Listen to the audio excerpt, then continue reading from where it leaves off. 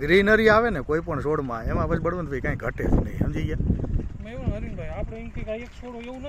હા બધા આપણે એક છોડવો કોઈ બતાવીએ અને આવો કરવો હોય તો ન થાય માણસ સકડ કે પણ અઠડ કરવા હોય તો લાગે છે. જો ને હાલ્યો આજે આડા પડી ગયેલા છોડ હે, આ લાગડ પહેલેથી જોઈ થળીએથી જોઈ એની ગ્રીનરી જ કહી દે. જ્યારે અત્યારે આ વાઢવાની તૈયારી ઉપર હોય ને આટલી ગ્રીનરી હોય તો દરેક છોડ કહી દે, નાનો મોટો ગમે એક છોડ એવું કાંઈ નથી. આપણે કોઈ વિડીયો બનાવીને કોઈને ભરમાવવા નથી, પણ કહેવાનું મતલબ કે હવે કેમિકલ છોડો, કેમિકલ છોડી. આ જો આડો પડી ગયો ઠેઠ તળિયેથી જોવો તમે, ઓહો વાહ ભાઈ વાહ, સરસ હો. એટલે એવું નથી કે આપણે આના હારું થઈને જ કરી હે. અને ખરેખર મને બધા તમારા જેવા સારા ખેડૂ મળ્યા, જે ગામ જીઓ ને જેની કદર કરી. હમણાં કોઈન્ટ હતા, હમણાં જીવા હતા, બધાના તલ એવા હે અને બધાય ખુશ થાય અને અમને આનંદ થાય હો. ખેડૂતને સારી વસ્તુ બને ને એનો જ આનંદ છે. હા, પૈસા તો જો બધી વસ્તુ વેચીને બધાને મળવાના હે, પણ આનો આનંદ ઓર હે.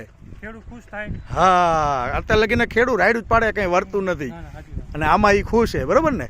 ખરેખર મલ્ટીપ્લાય કૃષિ બલમ અને મેજિક રૂટ જબરજસ્ત કમાલ છે મિત્રો. અને એ પણ ચરાડવા ગામનો આજે નજારો હું તમને લાઈવ બતાવી રહ્યો છું મિત્રો. તો દરેક ખેડૂત મિત્રોને જે પણ લોકોને આની મુલાકાત લેવી હોય તો અચૂક આ પ્લોટની લઈ શકો છો. હવે બળવંતભાઈની મુલાકાત ખાસ કરીને ચરાડવાના દરેક લોકોને આ પ્લોટિંગ જોવા જેવું છે.